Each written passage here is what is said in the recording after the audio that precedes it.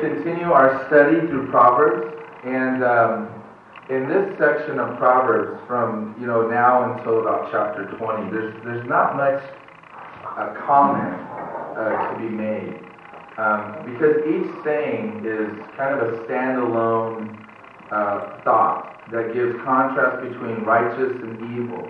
So from an expositional standpoint, there's not a whole lot to explain because it pretty much says it the way it is.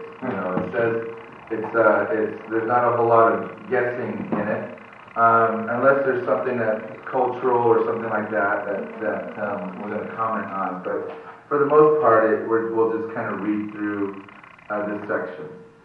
Well, chapter 11 is a collection of Proverbs dealing with the blessings of a generous life, the blessings of a generous life.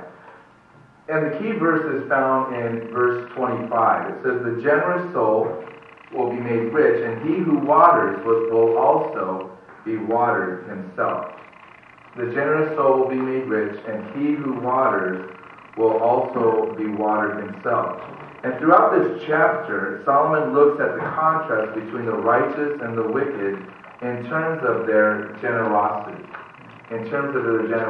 So if you kind of keep that as a hermeneutical key, which is a fancy way to say, if you kind of keep it as the lens you're going to look through as we're going through these Proverbs and chapter 11, there's some interesting things we can get.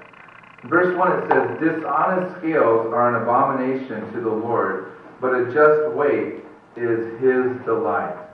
The stability of commerce, the stability of business in a society depends on reliable weights and measures, on a standard for business. That's why in some of the third world countries, they're struggling with their economic situation because there's no honesty. It's built on a corrupt economy, and there's no just weights and measures, nothing reliable.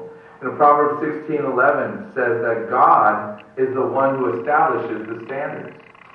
So the standards are established by God. I thought that was kind of interesting. When you think of who was the father of capitalism, I forget his name. Marx. That's the opposite. Yeah, not Marx, no. But he talked about this invisible hand that guided over world economies, And I think that invisible hand are those standards that are set by God. God's the one that establishes the standards for and the weights and measures for economy. And unfortunately, less than honest men will falsify weights in order to increase their profit margins. And so what they would do is they would have, stones. In fact, when we were in Jerusalem, we saw stones. We saw real weights, and then we saw some that had been kind of hollowed out and filled with, less weighty stuff to kind of fool people. Or they would make the stone slightly smaller. And so by nicking off a piece of the stone weight, a merchant could inflate the payment he was receiving. He could inflate, inflation would come. And by using a heavier stone, when measuring the silver paid, the merchant could make the payment seem less than it was really worth. So they could play with the value of things just by, taking it off of this reliable weight and measures. Kind of sounds like the U.S. economy. Now, why is this such an issue with God? And why is this such an issue with God? Because God is a generous God. And God blesses his people to be a generous people. And so when you're stealing from one another, when you're adjusting the weights and measures to try and increase your profits in a less than honorable way, you're basically saying a couple things. One, God, you're not generous enough. You haven't blessed me enough. And two, it's greed getting in there and saying, I want what you have. What you have belongs to me. So what God doesn't give me is enough, and so I want what you have. And that's the basis of all greed. It's discontent with God. God is not a good provider. It's a lack of trust in God. Now in verse 2 it says, when pride comes, then comes shame. But with the humble is wisdom. The integrity of the upright will guide them, but the perversity of the unfaithful will destroy them. Riches do not profit in the day of wrath, but righteousness delivers from death. You know, when you're facing a real difficulty, it doesn't matter how much money you have. You know, what gets you through is your righteous standing with God. The righteousness of the blameless will direct his ways aright, but the wicked will fall by his own wickedness. The righteousness of the upright will deliver them, but the unfaithful will be caught by their lust. Now, the book of Proverbs has a lot to say about pride. It's something that you read quite a bit. He talks about the difference between the pride and the proud and what happens to those that are full of pride. You know, pride brings shame. You know, it says here that it blinds us from our own wickedness. You know, so pride keeps you from seeing reality. Pride keeps you from seeing what's really going on. Pride keeps us from seeing God at work in our lives. You know, if we're filled with pride, we can't see if God is actually, you know, doing something, or if it's, you know, we think it's us, it's our efforts. And so pride actually takes away from a heart of worship, because you're not going to recognize when God is actually moving around you. You know, whereas if you take the place of awe and humility and wonder and amazement, then you see God in everything. You know, God provides in different ways. You know, you get a parking spot, it's like, oh, thank you, Lord, you know. And you just, when you're, you know, in a situation and you're short on cash and you get to the cash register and you just have enough, you know. Those simple things that for us we go, oh, you know, I'm glad I brought some extra cash with me. You know, God knew. You know, He's looking after us, so we can appreciate. We can see God working even in the small things. And so pride keeps us from seeing that. In verse 7 it says, when a wicked man dies, his expectation will perish, and the hope of the unjust perishes. The righteous is delivered from trouble, and it comes to the wicked instead. You know, the hypocrite with his mouth destroys his neighbor, but through knowledge the righteous will be delivered. You know, the hypocrite that says, hey, I love you, I'm for you, but then as soon as the door shuts, they destroy you with their mouth. You know, we all know people like that. Sometimes they're in our families. When it goes well with the righteous, the city rejoices, and when the wicked perish, there is jubilation. By the blessing of the upright, the city is exalted, but is overthrown by the mouth of the wicked. And he who is devoid of wisdom despises his neighbor, but a man of understanding holds his peace. In other words, if you are devoid of wisdom, you're going to say what is on your heart to the person, you know, that you don't like, instead of being wise and just keeping it to yourself. You know, we live in a culture where, you know, it's like, hey, just get it out, you know, let's just get the truth out. And sometimes it's not good to get it out. Sometimes the wisest thing you can do is just leave it right in there. You know, and is that stuffing your emotions? Well, maybe you should stuff some of those emotions, you know. Some of those emotions should be stuffed. And I'm saying this from a position of health because I am a trained psychologist, so I do know what I'm talking about. You know, it's not like there's a lot of philosophy out there about venting and stuff. And what they've actually found out in studies is that the more you vent, the more angry you become. Venting your anger does not make you better, it actually makes you more angry, you know. And so we need to be in touch with our feelings, we need to be in touch with our emotions, but by always venting them, you actually empower them and you give them a life that's greater than what they are. And sometimes the best thing you can do is just shut your pie hole, you know, as my wife will say every now and then, just shut your pie hole. Just to keep it to yourself. In verse 13 it says, a talebearer reveals secrets, but he who is of a faithful spirit conceals a matter. You know, it's interesting here, verse 7, he says, when the wicked die, all hope is lost. And that's true. You know, there's people that you put your hope in, and then they die, and then the whole economy turns around. You know, all the hope is lost. But it says here, contrasting that to the righteous, that the impact of the righteous goes beyond their life. It goes beyond their own life, and it brings celebration and blessing to entire cities and communities. In fact, it goes from generation to generation, as we're going to see in another passage tonight. Is that the blessing on the righteous extends beyond the life of that righteous person. You know, whereas the wicked, it just ends when their life ends. And, you know, this thing here where it says, a talebearer reveals secrets, but he who is of a faithful spirit conceals the matter. You know, this is almost getting hard to do in our culture today because everybody lives their life on Facebook, it seems, or on Twitter or Instagram. You know, it's like you can. I follow Pam on Foursquare.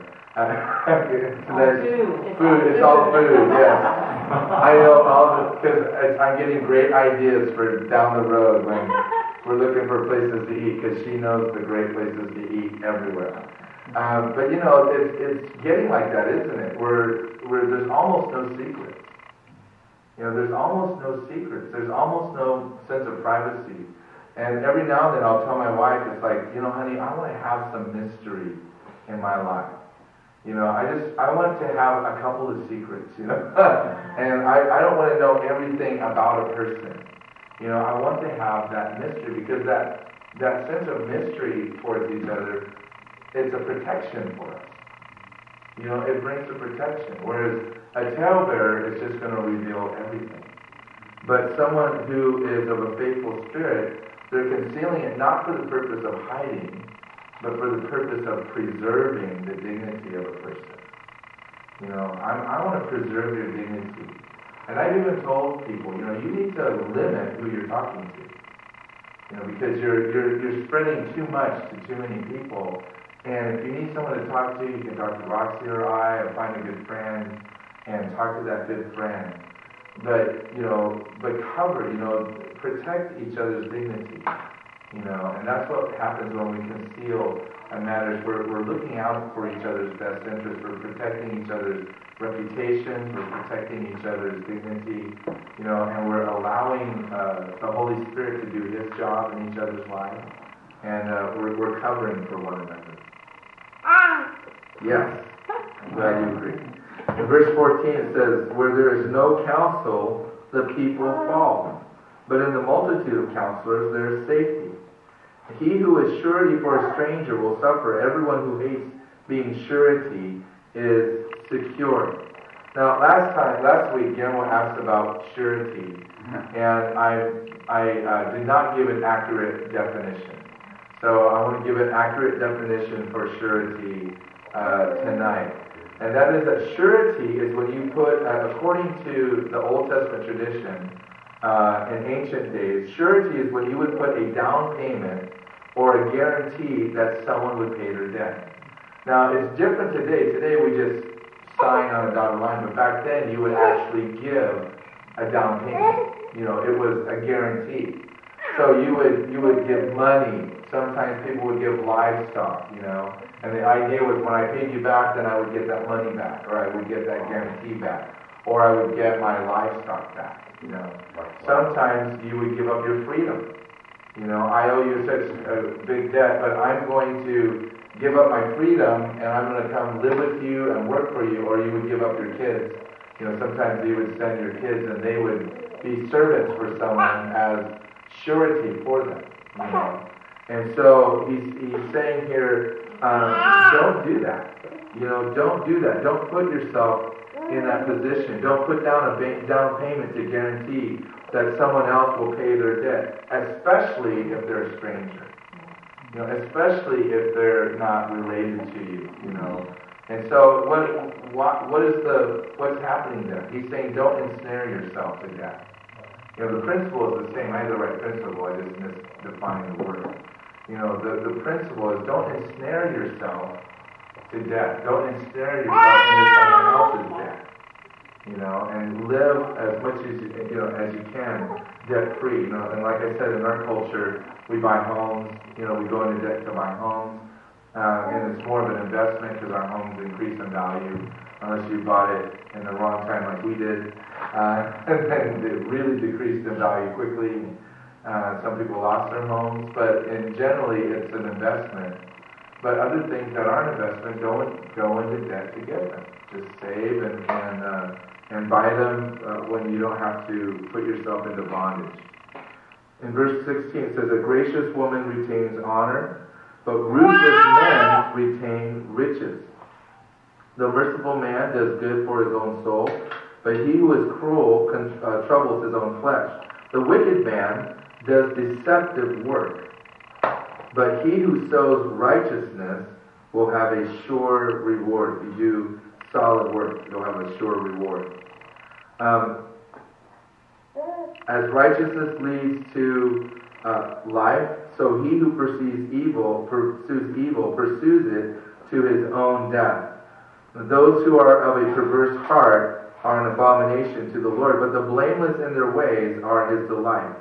And though they join forces, the wicked will not go unpunished, but the posterity of the righteous will be delivered. I keep reminding myself of this as I'm looking at the world climate, and I'm looking at economic changes that are coming, and I'm looking at the alliances that are being made.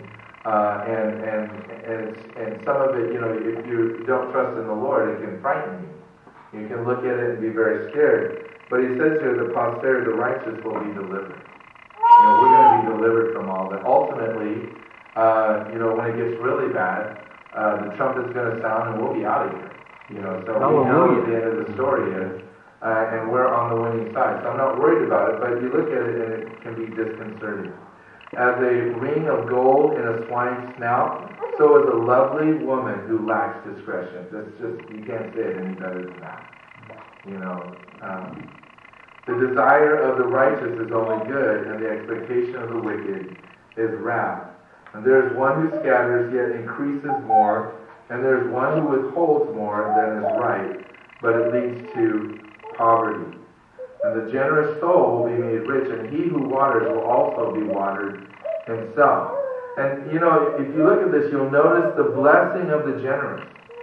Those that are generous, that have a generous heart, they're blessed. They will be made rich. Those who watered will be watered. Those who sow seed will increase more. It's an exponential principle when you sow seed. I was talking to one of my farmer buddies back in the Midwest, and he's a farmer of one of the largest corn farms. He grows sugar beets and corn. And their name is Terwisha Farms. And he was telling me, he says, the interesting thing about seed is that you put one seed in the ground and you get exponentially more than that one seed. So you get a corn stalk, for instance, and it's got dozens of ears of corn, and on every ear of corn is dozens of seeds. It's just exponential how God multiplies, and that's how God works. God is always multiplying.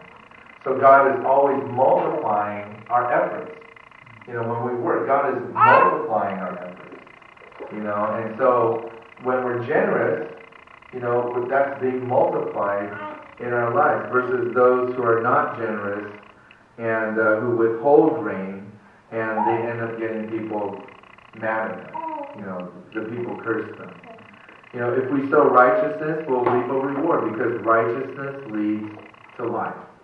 And so the wisdom of Solomon is to sow those things that you want to reap a harvest in your life. Sow into your life those things that you want to see in abundance.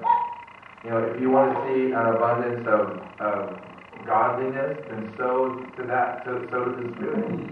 You're going to reap in the Spirit. But if the same principle is the same if you sow to ungodliness in your life, if you sow to wickedness, if you sow to drugs or alcohol or other things like that, whatever you sow to, you're going to reap exponentially in that area. And so you want to sow righteousness. In verse 26 it says, the people will curse him who withholds grain, but blessing will be on the head of him who sells it.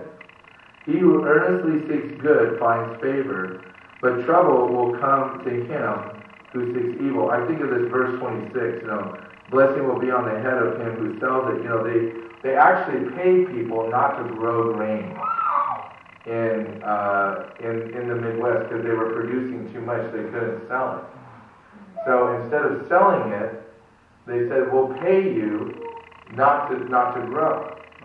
And what's interesting is that instead of bringing a blessing, it's caused the people to be disgruntled, because they would prefer to have a market where they could move their products and be blessed in that way, but now they're disgruntled with the government because it's never enough. It's never enough than if you're out actually producing. He who earnestly seeks good finds favor, but trouble will come to him who seeks evil. He who trusts in his riches will fall, but the righteous will flourish like foliage. He who troubles his own house will inherit the wind, and the fool will be servant to the wise of heart. The fruit of the righteous is a tree of life, and he who wins souls is wise. If the righteous will be recompensed on the earth, how much more the ungodly and the sinner? Solomon says here, he who wins souls is wise. Daniel 12:3 tells us that those who turn many to righteousness are like the stars that shine forever and ever. So if you're bringing people to Christ, you're like the stars that shine forever and ever. And the bottom line is, God wants us to win souls for Christ. He wants us to win souls for Christ. And so all of us are called to evangelism. Every single one of us. It's the wisest thing we can do. Now, that doesn't mean that we're all called to do street evangelism. We're all different in that way.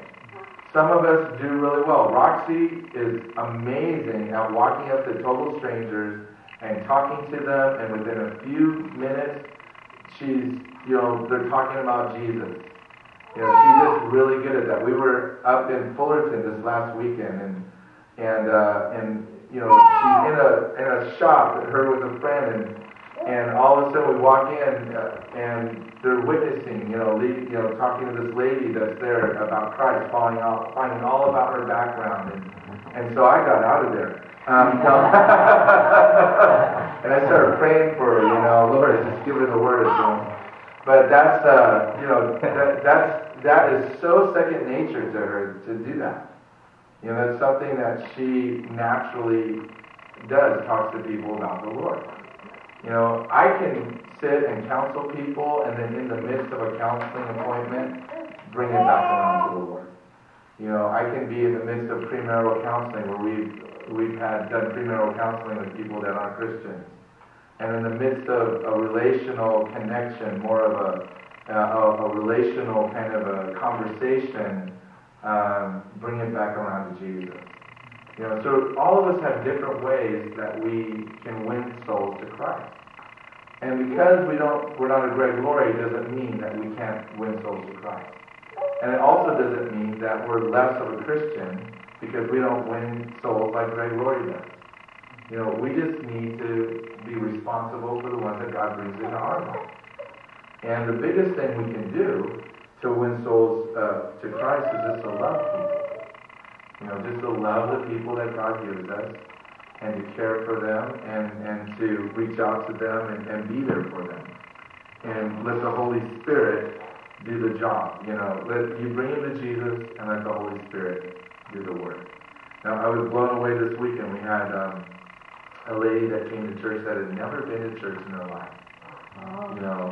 I didn't think there was anyone around like that, But she was probably in her 40s or 50s, never been to church, And what was interesting is that she was invited by someone that up until a year ago wasn't going to church either, and just she's not a raving evangelist. She's not beating this lady's door down telling her about Jesus. She just invited her to church, and then found out she's never been to church, and if she comes to Christ, she's going to receive the blessing of that reward. for being part of that person coming to Christ. So it's the wisest thing we can do to win souls to Christ. Now, chapter 12 focuses on speech. It says, "Whoever loves instruction loves knowledge, but he who hates correction is stupid." Can't get any clearer than that. I like something I read today. Bill Cosby said. They said, there's this whole thing where they say, let me give you a word to the wise. Here's a word to the wise. And he says, the wise don't need the words. The stupid people. So here's Solomon agreeing with that. A good man obtains favor from the Lord, but a man of wicked intentions he will condemn. A man is not established by wickedness, but the root of the righteous cannot be moved. An excellent wife is the crown of her husband, but she who causes shame is like rottenness in bones. Oh my goodness. The thoughts of the righteous are right, but the counsels of the wicked are deceitful.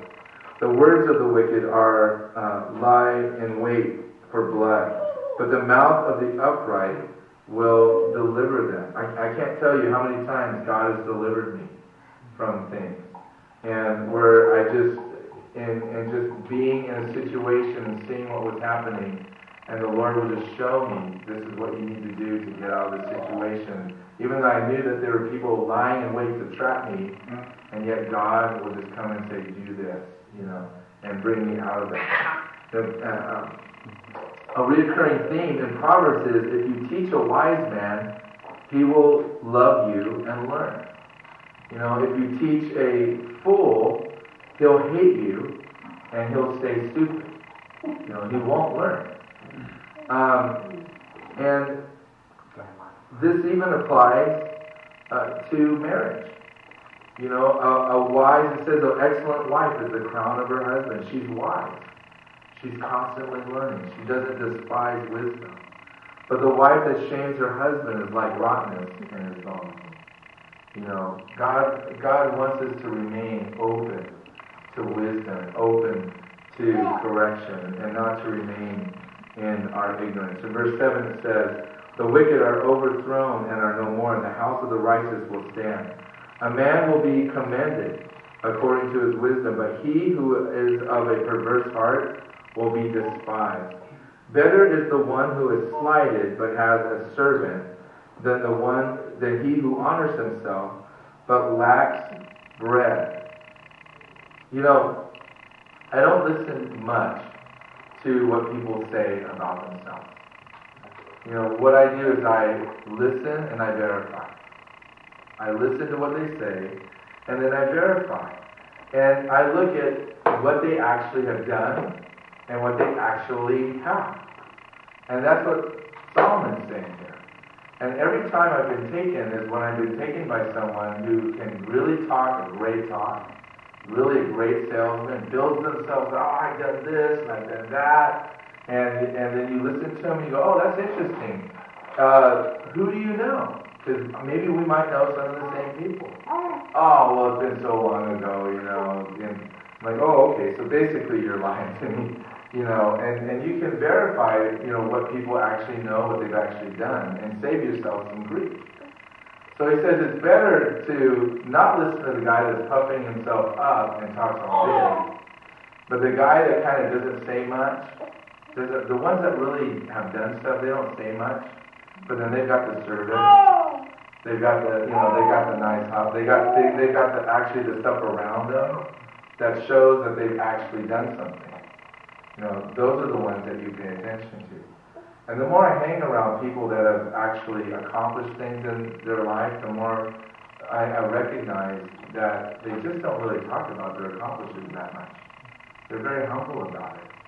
Because they're looking for the next thing. They're on to the next place. They're moving forward. They're not resting on their laurels.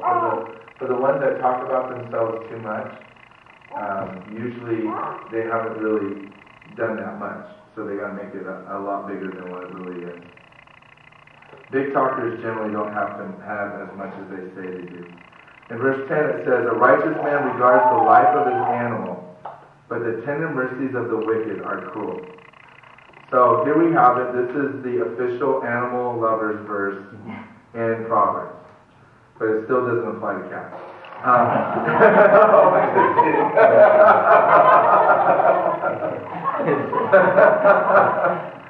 People said, are there going to be cats in heaven? I said, of course there are, because there's going to be strings. You got to have cat guts to have strings to put on the heart.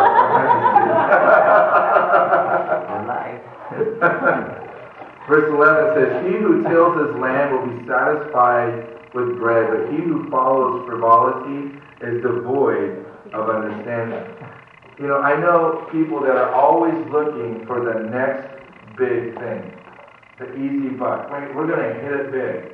And they're always looking for the thing that they're going to hit it big with. But wisdom says there's nothing like good old-fashioned hard work. Just getting out there and just doing good old-fashioned work. He who tills his land is going to be satisfied with bread. If you're going to produce out of that land, the land that you're working. In verse 12 it says, the wicked covet the catch of evil men, but the root of the righteous yields fruit.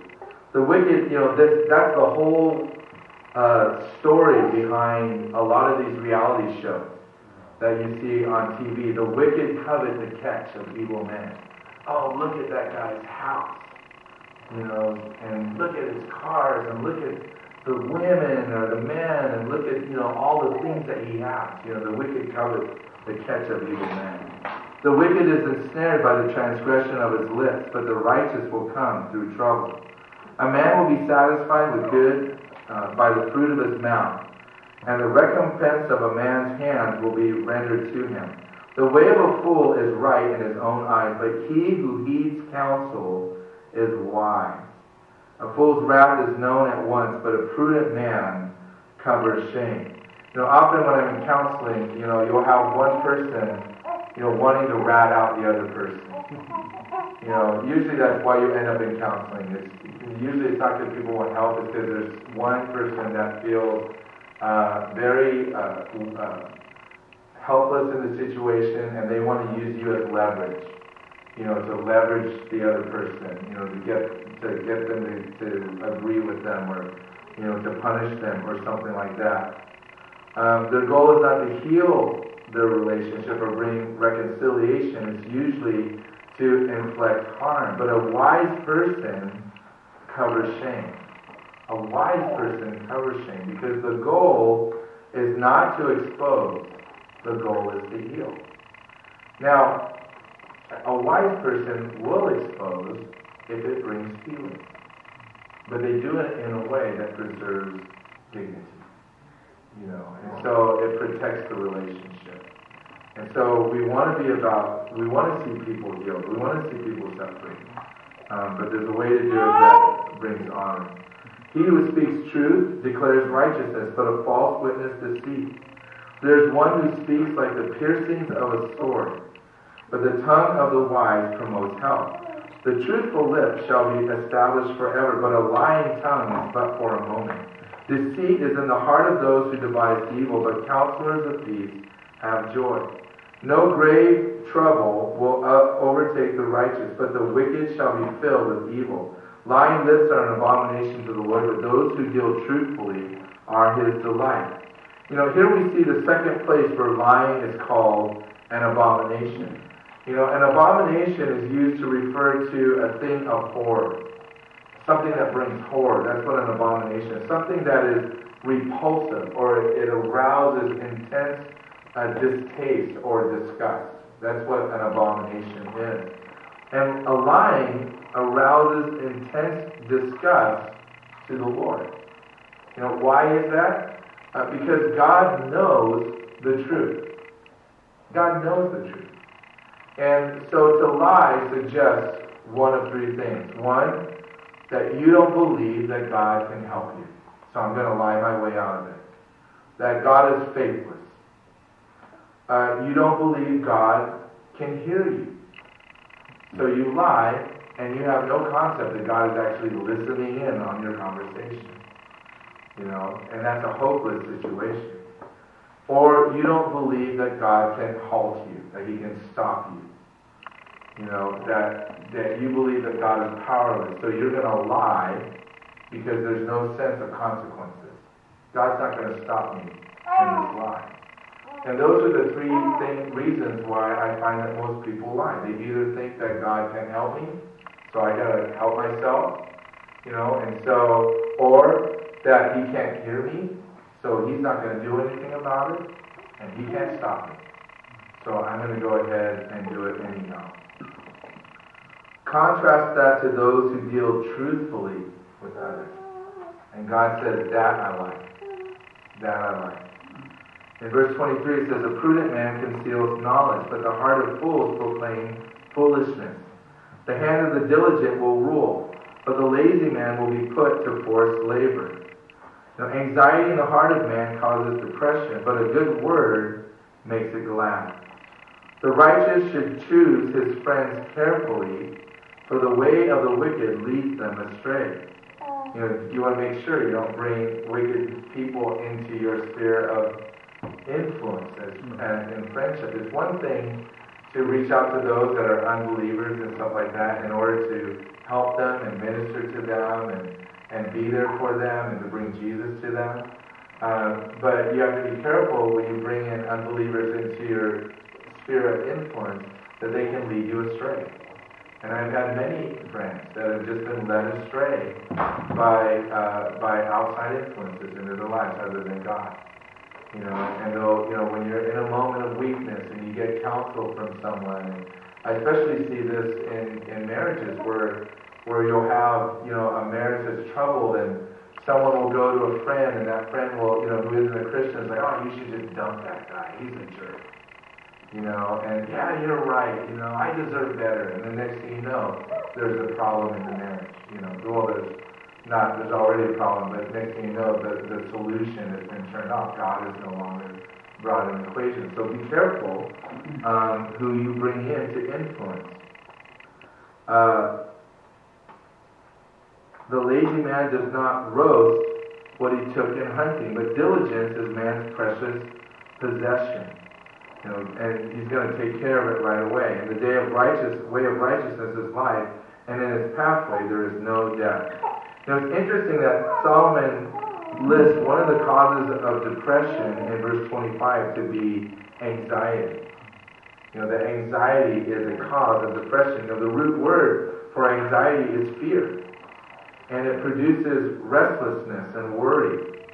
One of the things that I always thought was that anxiety or depression is anger turned inward. I was told that it's a form of anger, that it's anger that's actually turned inward. But here Solomon tells us that the root of depression is found in fear and anxiety in a person's heart.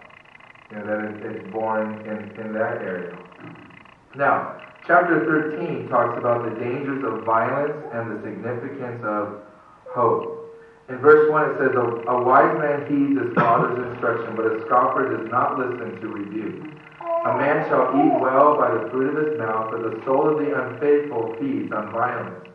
He who guards his mouth preserves his life, but he who opens wide his lips shall have destruction. The soul of a lazy man desires and has nothing, but the soul of the diligent shall be made rich. A righteous man hates lying, but a wicked man is loathsome and comes to shame. The righteousness guards him whose way is blameless, but wickedness overthrows the sinner. So violence follows the unfaithful, the wicked, the person who constantly shoots off his mouth. You know those people that they're always, saying something. And all, hey, you shouldn't do that. What are you doing? And then she's got something to say about it.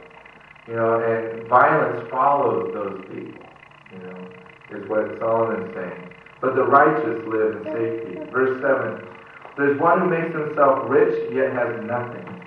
And one who makes himself poor, yet has great riches. I had a friend of mine who went to Africa in the last couple of months. And he said it's an amazing thing because you go over there, no one has iPads, no one has Xbox, no one has, iPhones, They live in huts. They don't have electricity in some of these places, and yet they are the most generous, happy, grateful people on the planet. And we would look at them and say, you are poor. You poor people. And yet they would look at us, and we have iPads, and cars, and homes, and electricity, and running water, and we're filled with anxiety. And we're filled with restlessness. The ransom of a man's life is his riches, but the poor does not hear rebuke. The light of the righteous rejoices, but the lamp of the wicked will be put out. By pride comes nothing but strife, but with the well advised is wisdom. Pride comes before the fall, James tells us. Wealth gained by dishonesty will be diminished, but he who gathers by labor will increase. Just by getting out there and doing the work. There's a link between those who do not hear correction and poverty. Those that are impoverished, there's a link between their unwillingness to hear correction and their being led into poverty. And as working with people that are dealing with the issue of poverty, that's one of the things I've often found is that you can speak into their lives as much as you want, but they're unwilling to hear correction. And that is actually what leads them into poverty. There's also a link between those who do not listen and pride. People that are full of pride, they don't listen to wisdom. Pride brings strife into any process. In verse 12 it says, hope deferred makes the heart sick. But when the desire comes, it is a tree of life. He who despises the word will be destroyed, but he who fears the commandment will be rewarded. The law of the wise is a fountain of life, to turn one away from the snares of death. Good understanding gains favor, but the way of the unfaithful is hard. Every prudent man acts with knowledge, but a fool lays open his folly. A wicked messenger falls into trouble, but a faithful ambassador brings health. Poverty and shame will come to him who disdains correction, but he who regards rebuke will be honored. Hope is a powerful motivator. Hope is a powerful motivator. It has the power to pull people out of despair. Hope does. But hope, when it's not rewarded, makes the heart sick. It takes us into hopelessness. And that leads to depression. And so it's something to consider. How do we bring hope to each other? How do we remain hopeful? How do we instill hopefulness into people? And how do we consistently encourage that hope to be rewarded? We're going to see how we do that in just a couple of verses here. It says, "The desire accomplished is sweet to the soul, but it is an abomination to fools to depart from evil." For a fool to not do evil is an abomination to them. No way, I'm going to do this. We all know folks that have done that, and maybe we ourselves have done that, where we've been caught in a lifestyle that's evil. And when you think about being out of that lifestyle, it's like, no way would I ever give up that lifestyle. I'm going to keep doing that lifestyle. It's an abomination to the fool. He who walks with wise men will be wise, but the companion of fools will be destroyed. That's why I try to surround myself with guys that are way wiser than I am, because I'm hoping it'll rub off. It hasn't quite yet, but I'm still hoping it'll. I've been hanging out with Al, so let's see what happens. Evil pursues sinners, but to the righteous good will be repaid. A good man leaves an inheritance to his children's children, but the wealth of the sinner is stored up for the righteous. Much food is in the fallow ground of the poor, and for lack of justice there is waste. He who spares his rod hates his son, but he who loves him disciplines him promptly. The righteous eats to the satisfying of his soul, but the stomach of the wicked shall be in want. A desire accomplished here is a metaphor for a hope rewarded.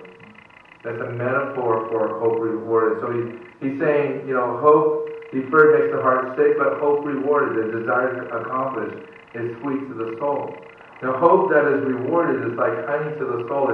It's a taste that fools will never taste because they're compulsively and religiously attached to their evil way. So they're just never going to taste hope. But a hope that is accomplished, a desire accomplished. So how do we build hope into people? When we see them step into the desires of their hearts. When you begin to pay attention and listen and help them step into those things that God made them for, it builds hope within their hearts. It builds hope in their lives. Now in verse 22, Solomon brings up the concept of generational wealth. He says an inheritance that is passed down to his children's children. And the obvious way that is passed on is financial. But it's also passed on morally and ethically through discipline and instruction. We can pass on so much more than just wealth to our children and our children's children. We can pass on to them a legacy of faithfulness to God. We can pass on to them the strength of and the blessing of living a life for God, walking in the promises of God by living that in our own lives, and then we can extend that to them as well. But something that I see not being passed on today is contentment. That's something that I don't see in the generation coming up after us is contentment. Contentment is based in thankfulness. People that have a thankful heart are content. When I'm thankful, I'm content with what I've been given. But when I'm not thankful, then I'm not content because what I have is not enough. I want more. And I think we've done this in our kids sometimes through this fascination we have with having to book every single minute of their time. So that there's no downtime.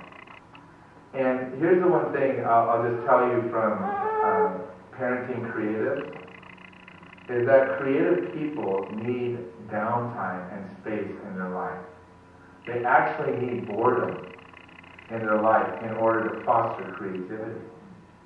And sometimes we think we have, and unfortunately this came from Dobson in one of his books where he said, it's the job of the parent to keep that kid as busy as possible every single minute of every day so they won't get into trouble.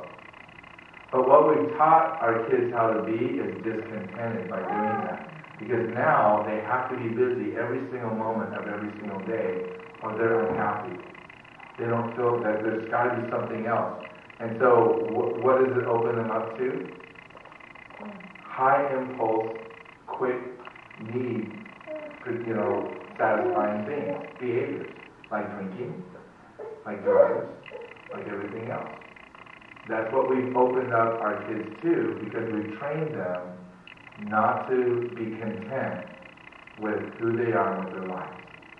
And so we can change that by passing on, this kind of generational wealth to our kids, by instilling in them, different values, by instilling in them biblical values, by instilling them, that hey, you can be still and be content with and be thankful for what you have.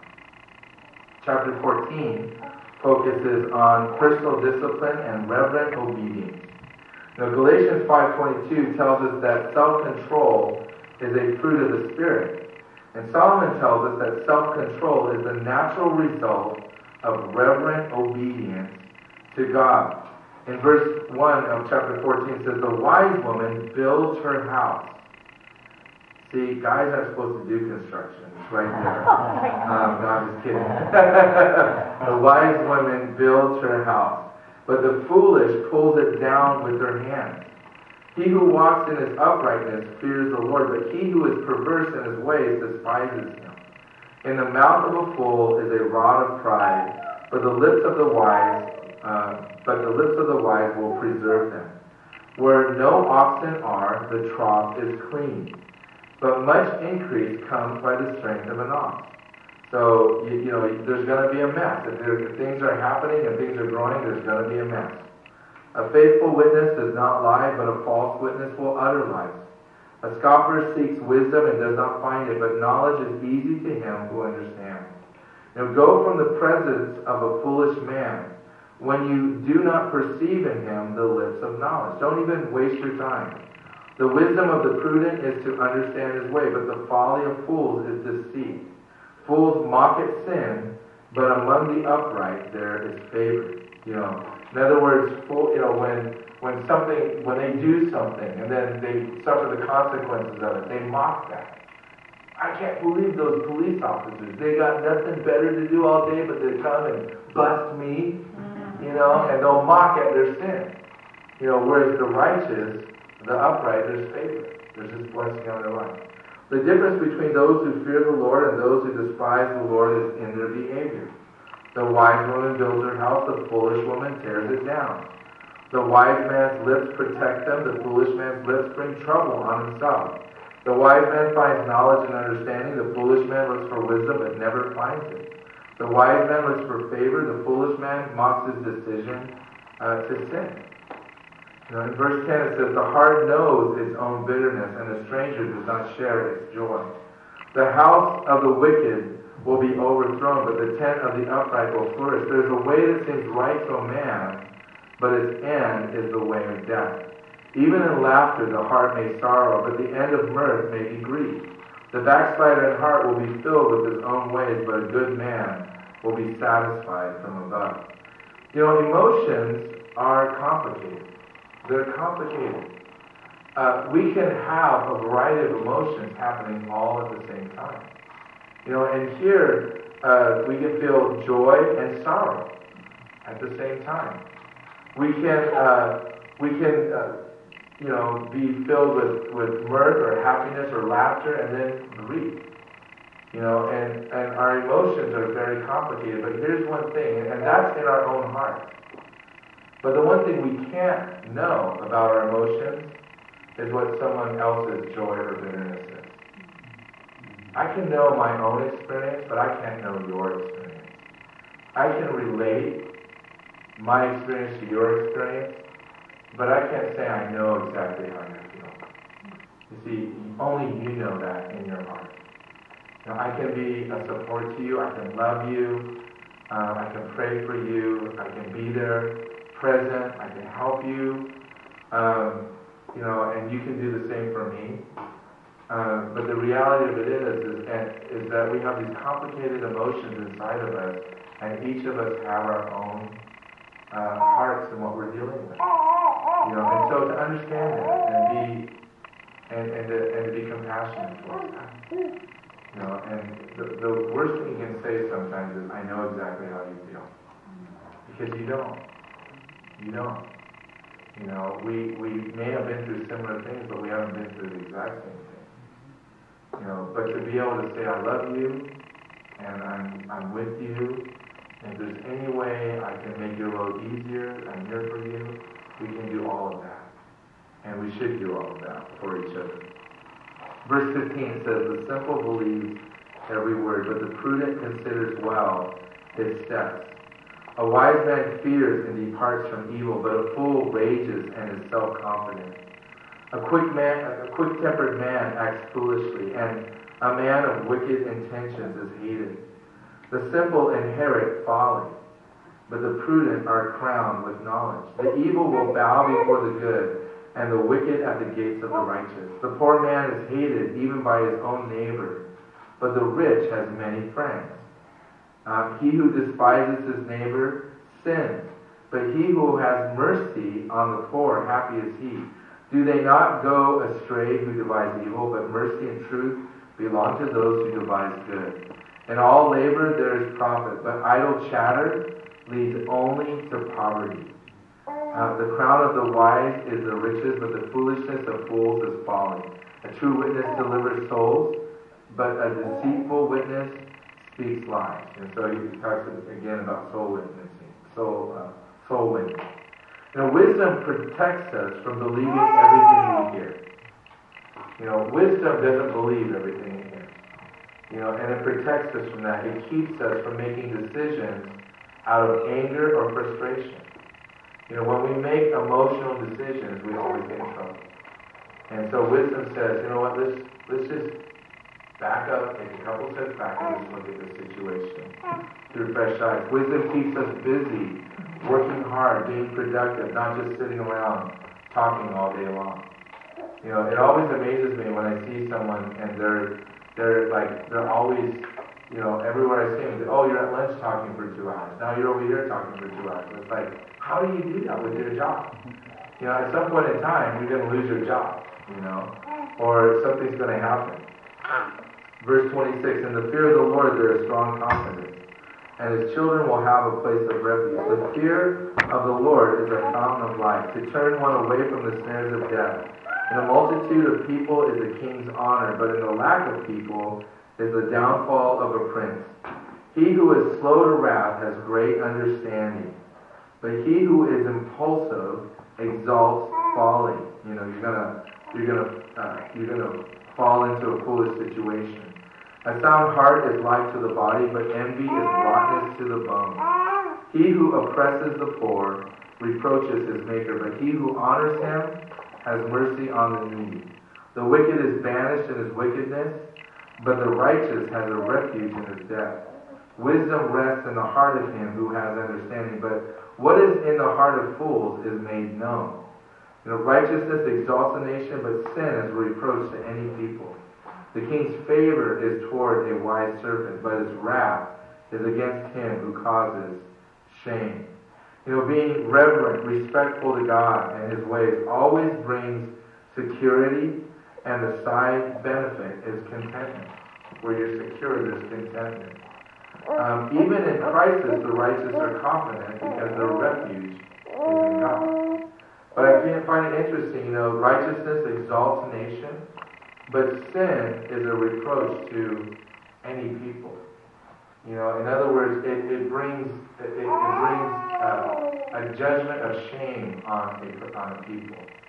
I look at a church that has gone through where the pastor has fallen morally, and there's just becomes a sense of shame on that church that takes years to get over.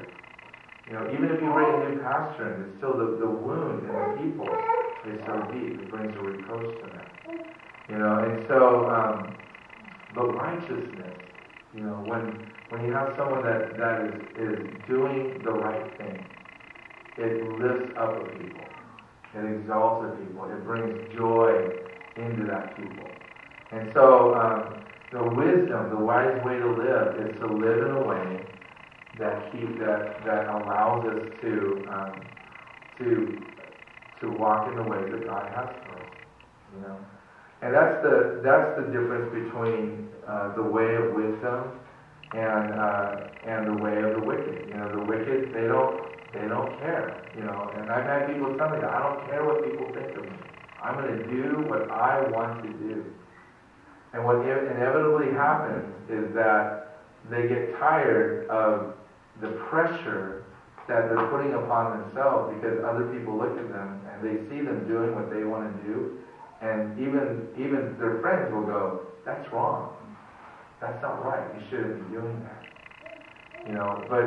But when you have a people that just decide, we're going to do it God's way. We're going to walk His ways. It may not be the most exciting way. It may not be the way that seems to get all the attention, but in the long haul, it's the way of life. It's the way that brings life. It's the way that brings peace and security. It brings security into our kids, so that when we have the next generation of kids coming up, they're solid in their hearts. There's a solidness inside of them, that I don't see, unfortunately, in a lot of the kids that I'm around today. There's a restlessness in the kids, and that's because there's a generation of parents who have decided not to live life God's way. They've decided to live life according to their own wisdom. And so the answer is simple: just get back. Get back to doing it God's way, and letting Him, letting Him deal with letting Him be the healing agent in the midst of that, And if we allow Him to do that, He will do that. Now we'll continue next week with chapter 15, and we'll go all the way to chapter 20. So it'll be fun. Lord, we thank you for your word, and we ask, Lord, that as we listen to your word, and there's just so much in there, Lord, so many different things you're dealing with, that, Father, you would just bring to our remembrance this week those things that are on your heart for our lives. Lord, that you are working in us and conforming us into your image, Lord. That you're setting us free from the inside out, Lord, to love you and to follow you with joy and peace. And so, Lord, I ask, as we go through this week, Lord, that you would bring to remembrance, Lord, those things that you are at work in our lives. And that, Lord, you would bring peace into our hearts. That you would still restlessness. That you would bring joy. And, Lord, that you would bring relief, Lord. Lord, I sense that there might be those that are just carrying just the anxiety of the day-to-day struggle to make ends meet, Lord. And I pray that you would just bring peace. That, Father, that as they invest with the work of their hands, Lord, that you will provide. Because we serve you and we work for you, Lord. And you will provide. And we can trust you. And so, Lord, thank you for your word, and we ask that you would just continue to bless us this week and the weekend, Lord. Bless our families, bless our businesses, Lord. Bless our jobs. Bless our kids, Lord. And let your name be glorified throughout our lives. In Jesus' name, amen. Amen.